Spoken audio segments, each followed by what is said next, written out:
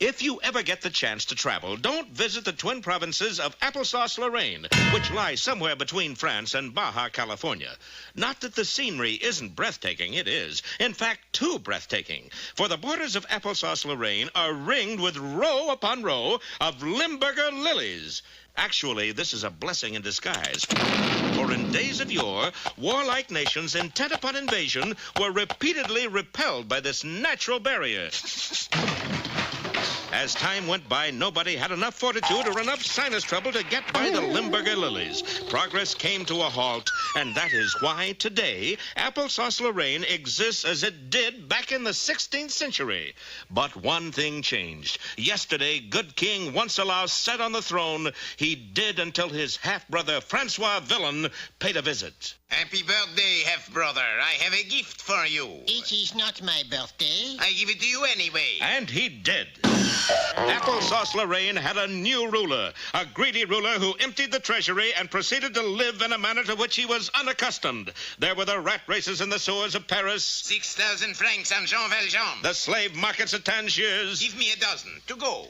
By the time he returned to Applesauce-Lorraine, he was flat broke. He resorted to the most evil way of raising money known to man, taxation. But, Your Highness, we already have income tax and sales tax. Then we'll have thumb tax and carpet tax. Under the yoke of heavy taxation, the people fell to their knees, but one man held out hope. Citizen Philippe Mignon, medium rare. You know what they did in France when they had this problem? They called the 3 Musketeers. Alas, the only musketeer who answered the plea was Athos, who was getting on in years. You want my advice? Pay the taxes. But he is a tyrant. Pay the taxes. He thinks Claire de Lune is a girl. That is different. We fight. Hey! But he couldn't fight without the rest of the musketeers.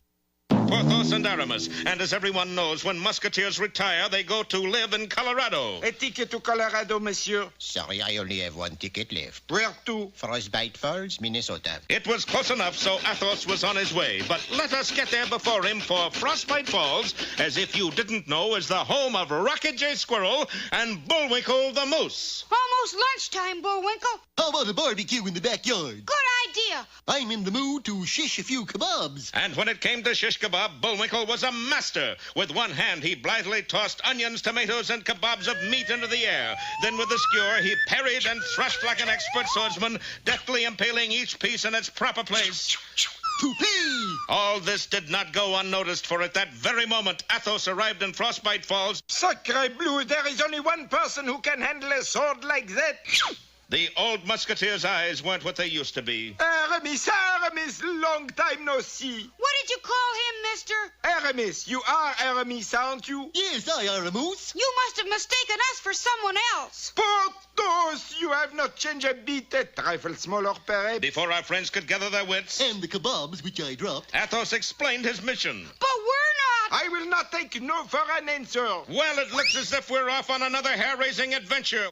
We'll find out in our next episode entitled Foiled Again or Don't Fence Me In.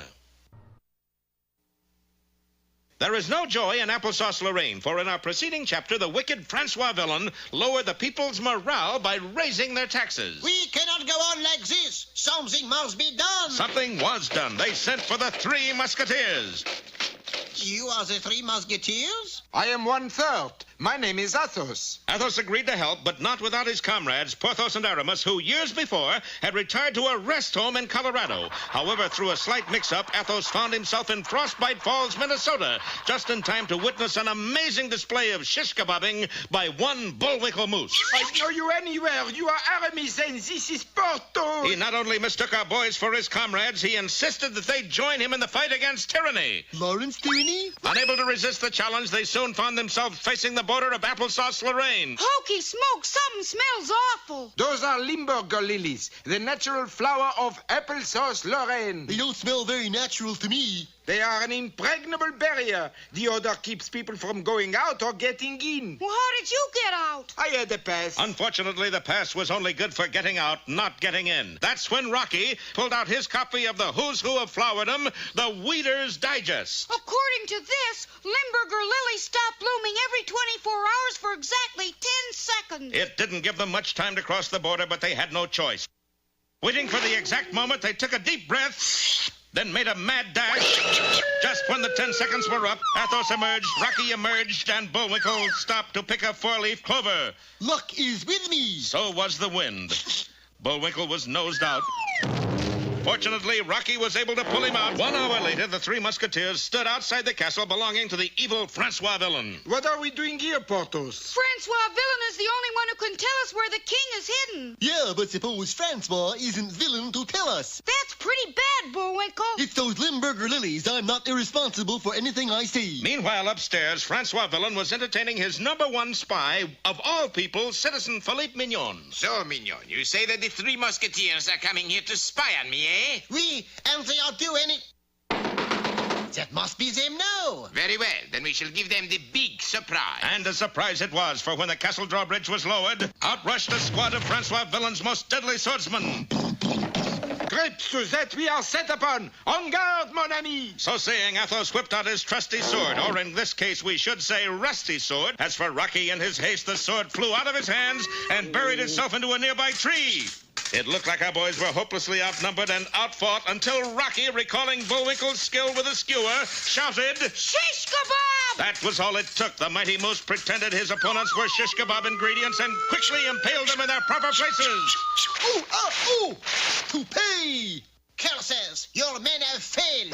Yes, that tall musketeer in the fur coat and crazy hat is a demon with the sword. But I will get them yet. It was not an idle boast, for Rocky and Bullwinkle and Athos crossed the drawbridge and entered what they thought was the castle's main hall. Actually, it was a bare steel room whose door clanged shut behind them. I got a hunch Francois Villain is closing in on us. It wasn't Villain, it was the walls of the steel room. Inch by inch, they moved in toward our friends. Be with us next time for Squeeze Play or Glad We Could Get Together. In an effort to restore the King of Applesauce-Lorraine to his rightful throne, Bullwinkle came to a sudden decision. Let's go home. We can't do that. We gotta save the country. Along with Athos, who believed them to be his old musketeer comrades Aramis and Porthos, That's Aramus. they arrived at a castle belonging to the evil Francois Villain. He's the only one who can tell us where the king is. Alas, Villain not only knew where the king was, but what our heroes were up to, thanks to the traitorous actions of one Philippe Mignon. Watch, Mignon. I know how to deal with the likes of them. Moments later, the three Musketeers were set upon by a murderous squad of Francois Villain's best swordsmen. All would have been lost had it not been for Bullwinkle's unorthodox but most effective ability at skewering shish kebab. In the end, our heroes emerged victorious. Sacre bleu, Aramus, you are a master swordsman. Wasting no time, they entered the castle only to find themselves suddenly trapped in a steel room with the walls closing in on them. Small world, isn't it? And it's getting smaller all the time. I wish I was in Dixie. Closer and closer the walls came until... Bullwinkle, do something! Right, porthole. What are you doing with a yo-yo at a time like this? This is the way I always wanted to go. Nero fiddled while Rome burned. Toby winged. Oh, for gosh sake! Oddly enough, it was the yo-yo that saved them, for just overhead, looking down through a metal trapdoor... Why did you stop the presses? Because, idiot, I have never seen a yo-yo. Then how did you know it was a yo-yo? Look at it. What else would you call a thing like that? Remarkable. How much do you want for this? You can have it for nothing if you give us jobs as cooks. The price is right. But Francois, they are spies. Well, hello there, Mr. Mignon. I haven't seen you since our secret meeting when you were plotting to overthrow his nastiness here. So, you give to me the triple cross, no? Francois, it is part of my job. And this is part of mine. Take him away. Thus, Philippe Mignon found himself behind bars while the three Musketeers found themselves in the scullery preparing the evening meal. What are we going to cook, Rock? Francois' goose, I hope. That should have been my line, Rock. But there was no time to switch, for the plucky squirrel immediately set about the task of baking a huge cake. Put these eggs in a bowl and beat it, Bullwinkle. Right! By the time Bullwinkle got back, the cake was completed. Now, here's the plan. One of us will get inside the cake, and when it's on the table, he can overhear where Francois is hiding the king. Well, seeing as how I always put my foot in it anyway, this time I'll put in the whole moose. Step aside. The cake and the plan were carried out, but not to the banquet hall, but to cell number 13, where two convicts whiled away their sentence playing checkers. It is your turn to move, Pierre. So involved were they neglected to notice the cake. Eventually, it was returned to the scullery. How did it go, Bullwinkle. Did you find out what happened to the king? Yeah, he was jumped 3 times. Then the little guy with the red checkers, he... It was obvious that the plan had gone awry. This time, Rocky himself set the cake directly in front of Francois. What is this? Cake? In honor of Applesauce Day. We celebrated that last week. Well, how about Lorraine Day? She's never been here. Dennis was here, but not Lorraine. We eat the cake anyway. For the hungry Francois grabbed a massive carving knife and prepared to cut the cake. Will our next episode be in 2 parts? Be with us next time for Just Desserts or Operator, We've Been Cut Off. Let us waste no time in going back inside Francois Villain's castle, where last time, you'll recall, the 3 Musketeers, Athos, Rocky, and Bullwinkle, obtained positions as cooks. Who's the cake for? You, Bullwinkle. But instead of the cake getting inside Bullwinkle, Bullwinkle got inside the cake. Keep your ears open and maybe you'll hear where Francois is hidden, the king of applesauce, Lorraine. Keeping my ears open in here is going to be kind of difficult. The huge cake was set upon the banquet table, but alas, the best-laid plans of moose and men often go astray. Before I let slip where the king is, I will cut the cake. It appeared as though Bullwinkle would reach a parting of the ways. Ah, but mooses, unlike most of us, are allergic to the insides of cakes. And... Look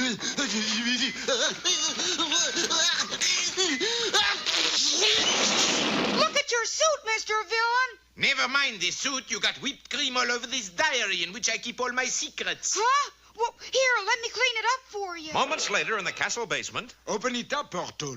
Perhaps it will tell us where the king is hidden. But the only thing that would open the diary was a key which was around Villain's villainous throat. Leave it to me. I'll get it. Waiting his chance, Bullwinkle crept up behind the unsuspecting Francois and, taking a pair of scissors, snipped a cord behind his neck. But through a miscalculation, Bullwinkle had severed a pair of suspenders. What is coming off here? Your trousers, sir. But it's okay. It's time for your bath. Leading the way to a door, Bullwinkle opened it, then stood to one side. Watch out for the first step, Francis. It is a Lulu. Don't call me Francis. The name is... That first step was indeed a Lulu, for it ended 200 feet below in the moat. You ignoramus, look what you have done. Now I will have to change my clothes. Good. Give me the key to your diary and I'll dry it off for you. Look, on the last page. Tomorrow I go to the king. That is it. That is what we are looking for. It was decided that Bullwinkle, being the least conspicuous of the 3, would follow Francois when he went to the king. But the route was a devious one. Over tall mountains, through hotel lobbies, until finally they came to a stop inside a large, dark building. This must be where the king is. Bullwinkle was 100% right, except that he was wrong. For the king, as it turned out, was the King Theater, where Francois had gone to see a Chester Morris movie. When the lights came on during intermission, the inconspicuous Bullwinkle was stage center calling... Yoo-hoo, king! Here, boy, here, boy! Francois, being an inveterate movie fan, knew that that was not Chester Morris. So, you have followed me. You are a spy. Summoning the ushers, who were in reality Francois' henchmen, Bullwinkle was quickly taken captive and transported back to the castle in chains. Furious because he had missed the picture, Francois vented his rage by sentencing Bullwinkle to the guillotine. Here now, you cut it out. Not cut it out. Cut it off. The forlorn moose was placed in position and the blade of the guillotine was raised. When I say 3, let it drop. 1, 2.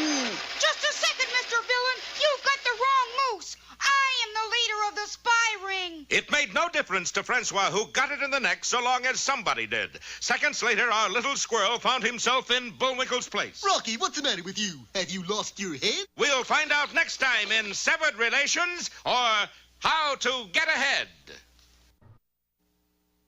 While it looks as though the 3 Musketeers, Rocky, Bullwinkle, and Athos, are finally getting close to discovering the whereabouts of the king of applesauce, Lorraine. Look what it says in Francois Villain's diary. Tomorrow I will go to the king. But unfortunately, the king Francois Villain went to was the King Theater. Goody, goody, a Mickey Mouse cartoon. It was a moose, all right, but the wrong one. Bullwinkle was taken back to Villain's castle and condemned to the guillotine. It looked as though the show would be minus a moose. Stop! I'm the spy you want. And then it looked as though we'd be minus a flying squirrel. What's coming off here, Rock? His head in exactly 3 seconds. Ready? Aim. Drop. The razor-sharp blade hurtled downward, only to strike the back of Rocky's neck and hurtle upward. then down again, then upward, What is going on? That blade acts as if it was made of rubber. which is just what it was, for Rocky had switched blades the night before. Very well. If I can't kill you, I will put you away. Take him to Chateaubriand. Dear Bullwinkle, don't try to rescue me. I have a hunch Chateaubriand is where the king is being held. Repeat, don't rescue me. And at that moment, the cart carrying our wee hero came clattering over the cobblestone street. Chin up, Rock! Here, Bullwinkle, catch! Oh, he's got spunk. Playing with paper airplanes at a time like this. Alas, Bullwinkle was unaware that paper airplane was the note Rocky had just written.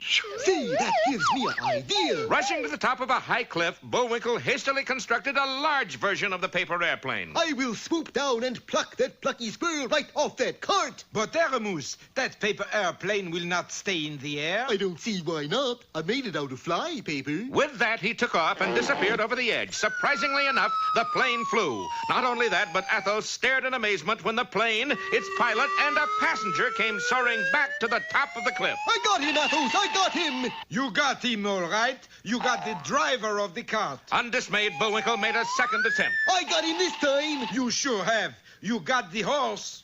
I thought he looked kind of big for a squirrel. Well, if at first you don't proceed. Certain that the third time would be the charm, he took off again. But alas, by now the cart carrying Rocky had rolled downhill and through the main gate of the infamous Chateaubriand. As for Bullwinkle, he did bring someone back to the top of the cliff. Who is it this time? I don't know. Claims his name is Lindbergh. I'll try again. No, the squirrel is already inside the chateau. Well, let us get him out. Oui. Now listen. Here is what we will do. Rocky, meanwhile, had been thrown into Chateaubriand's deepest dungeon and was contemplating his fate. First, I gotta find the king. Then I gotta get a message out to Bullwinkle. Rock! Hi, Bullwinkle. Then I gotta think of a way to... Bullwinkle, I thought I told you not to rescue me. But it wasn't a rescue, for Athos' plan to gain access to the prison was to bribe a guard. Only the guard turned out to be me, Francois Villain. Thus, the three Musketeers found themselves together again, but in a most hopeless situation. And as if that wasn't bad enough, suddenly the walls of the cell began to tremble. Was it an earthquake? We'll find out next time in That's the Way the Cookie Crumbles, or Me and My Chateau. Our plot has reached such a state of confusion that I think I'll let our cast try and explain it. Well, I, Rocky, or Porthole, You see what I mean? am inside Chateaubriand's dankest dungeon. And I, Bullwinkle, alias Aramus, am outside Chateaubriand trying to rescue Rocky. Yes, but I, Rocky, don't want to be rescued until I find out where the king of applesauce Lorraine is. Yes, but I, Bullwinkle, don't know that. What about you, Athos? I, Athos, have a splitting headache. Well, that's understandable, for it was the aging Musketeer's idea to bribe a guard and gain access to the chateau. Only the guard turned out to be Francois Villain. All three of you will stay in there until you rot. It got progressively rottener, for just as we closed our preceding installment, the walls of the cell began to tremble. Hokey smokes, it feels like an earthquake. Quick, do something. I've got an idea. What? Let's do the recap over and change the plot so that we're somewhere in the South Pacific. But there was no time to do that, for suddenly a section of the far wall crashed to the floor in a million pieces. Look, fellas, a passageway. They entered the dim, cobwebby corridor, only to discover it led to 3 more corridors. Oh, fine. Now we gotta make a choice. I say, let's take the one on the left. Right? I prefer the one in the middle. Tell you what, we'll each take one. Maybe one of us can find the king and a way out of here. It sounded like the right thing to do. However, there were complications. Take Bullwinkle, for instance. His corridor led to a long flight of steps that came to a dead end. Looks like I've reached an impasse. Actually, it was a wall, but luck was with him, for on the other side was a huge picture of the Cathedral of Notre Dame. It was a simple matter to open one of the doors, come downstairs, and continue his search. Athos faced a similar problem, for his corridor led to the brink of a 200-foot drop. But although the corridor stopped, Athos didn't. Strangely enough, what he fell into was Chateaubriand's indoor pool. And instead of the guards grabbing him, they applauded him. Beautiful dive, monsieur. C'est magnifique! Ah! Athos emerged from the water, bowed gracefully, and continued onward. As for Rocky, his corridor eventually narrowed to a point where it was only 1 foot high, and even more puzzling was the fact that he was knee-deep in jewels and coins. Well, at least it's a safe place to keep money. Safe is right, for that's exactly what it was, a wall safe belonging to Francois Villain. I think I will count my goodies. But instead of bringing out the crown jewels, he brought out a flying squirrel. You! Me! Rocky bolted out of the room and down the hall. Guards, arrest him! A frantic search was launched but proved fruitless, for Rocky had ducked into a room and wisely hung out a do not disturb sign on the doorknob. Well, monsieur, are you two a prisoner? Turning, Rocky came face to face with the King of Applesauce Lorraine. Your Highness. Yes, I am, your highness. How come you're wearing a girdle? They couldn't find an iron mask, so they put me in this. Shh! Somebody's coming in. That somebody was, of all people, Bullwinkle! Hi, Rock. Who's your friend? That's the King of Applesauce Lorraine. Well, if it is, then who's this? and there, standing at Bullwinkle's side, was another man who looked like the king. We'll learn the answer in A Raw Deal, or Two Aces and a Pair of Kings. Let us return to Chateaubriand, where last time the desperate search for the King of Applesauce Lorraine came to an end. At last, Your Highness, now you can be returned to your rightful place on the throne. That throne might be a little overcrowded, for Bullwinkle turned up with a very unreasonable facsimile of what Rocky had found. Jeepers, now we got a pair of kings. Whose bid is it? Mine. I bid 3 kings. Yes, unbelievable as it seems, Athos, too, had found a king. Which one of you is the real King of Applesauce Lorraine? I am.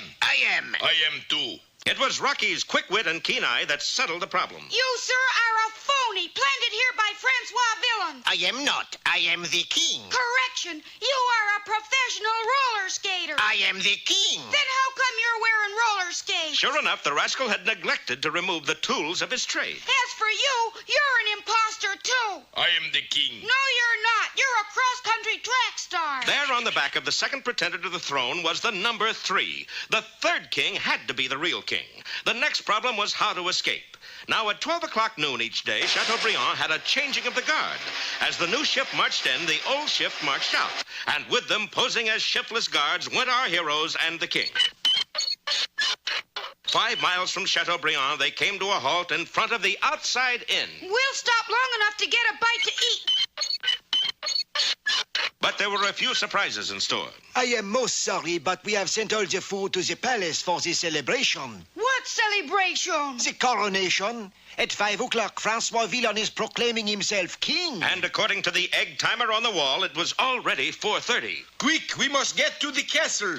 That would take some doing, for at that moment in walked a platoon of Francois Villain's elite guard. Innkeeper, a bottle of soda pop and 16 straws. Keep your voices down. They might not recognize us. Good idea, Rock. Why are you whispering? Well, we don't want you to know that we are taking the king here back to the castle so that he can... That did it. The fight was on, and it didn't look too good for our side. For one thing, Athos was furiously battling what he thought was a guard, but due to his poor eyesight, he was merely fighting his own image in a mirror.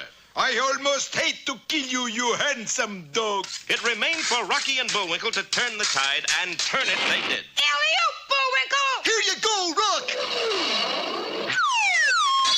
Come on, there's no time to lose. We got just enough time to get to the castle. Wait, this fool will not die.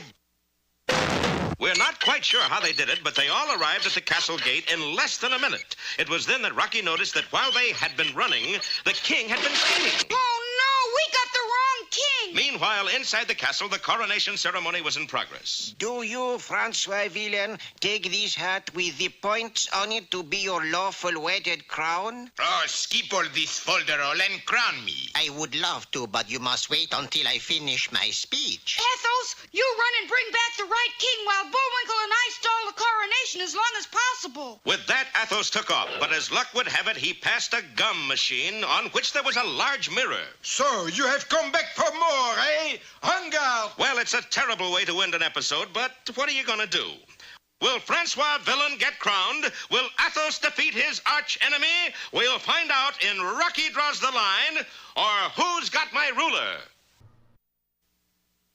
It's with a great deal of alarm that we return to Applesauce Lorraine, for it looks as though Francois Villain is about to become the new king. When I reign, I am going to pour. And pour aptly describes the situation our heroes are in. You will no doubt recall that they rescued what they thought was the real king and arrived just outside the castle walls only to discover that they had made a boo-boo. Yes, I fell down and scraped my knee. It's the worst boo-boo I've ever had. Oh, not that kind of a boo-boo. He means we brought back the wrong king. There was only one thing to do. Rocky and Bullwinkle dashed inside the castle to stall the coronation ceremony, while Athos hurried off to retrieve the right king. But en route, Athos passed a gum machine and mistook what he saw in the mirror for his arch-enemy. Archie, I will defeat you if it takes the rest of my life. Inside the castle, Rocky and Bullwinkle had managed to add a few extra pages to the Archbishop's coronation speech. 47 years ago. Come on, get it over with and crown me. Athos better get back here pretty soon. There isn't much time left. Unfortunately, when Athos did return... Where's the king? Don't tell us you came back empty-handed. But of course not. Look. Chewing gum. Yes, that handsome guard gave it to me to stop fighting with him. I come not to bury Caesar, but to praise him. Oh, boy. I'll have to go get the king myself. Whatever you do, fellas, don't let Francois Villain get crowned until I get back. Enough of this brittle-prattle. Make me king. But I still have Lou Gehrig's speech at Yankee Stadium left. Make me king. Very well. I hereby call you... Stop! Who are you? I'm your Acme carpet cleaning man. There's a stain on your rug. There is not. There is now. Well, clean it up and get out of here. Well, it won't take but an hour, or longer if I hurry. Throwing the machine into reverse, Bullwinkle shot a cloud of dirt about the great hall. It will take him a year to clean this mess. Quick, put the crown on my head. But the resourceful Moose was equal to the occasion. Switching the machine to intake, he not only sucked up the crown, but the Archbishop and Francois Villain as well. But Villain, too, was equal to the occasion. Put the crown on me, I say. But it is dark in here. Do what I say. Crown me. Well, he has been asking for it. I hereby crown thee. The vast audience rose in anger. Now we will never have a king. Kill the moose. But you have a king. And there in the doorway stood Rocket J. Squirrel with the true king of Applesauce Lorraine. Long live the king! Hip, hip, hooray! Thus, the good folk of Applesauce Lorraine returned to their former peaceful existence. As for Francois Villain, he was made royal gardener and spent the rest of his life pruning Limburger lilies. I've had some lousy jobs in my life, but this one really stinks. Their job done, Rocky and Bullwinkle bid Athos a fond farewell. Au revoir, Portal. Bon voyage, Aramus. See, I think it is high time we told you that I am not really Aramus, and he's not really Porthole. That makes us even, mon ami, because I am not really Athos. To be one of the original Musketeers, I would have to be 500 years old. Well then, who are you? Robin Hood. Well, Little John, here we go again.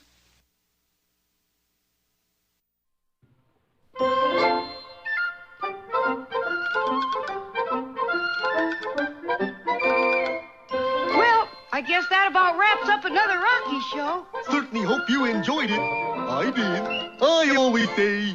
Bullwinkle, time for us to go. Already? Okay, but first, here are some of the people who made this show impossible.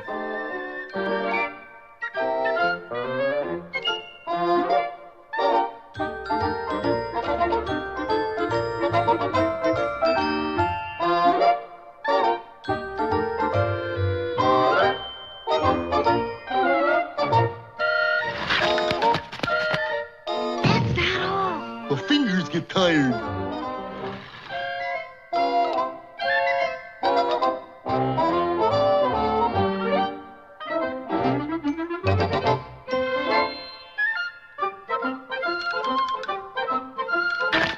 Oop! Got away from me again. Well, see you next time. Ready, Bullwinkle? Alley! Oop!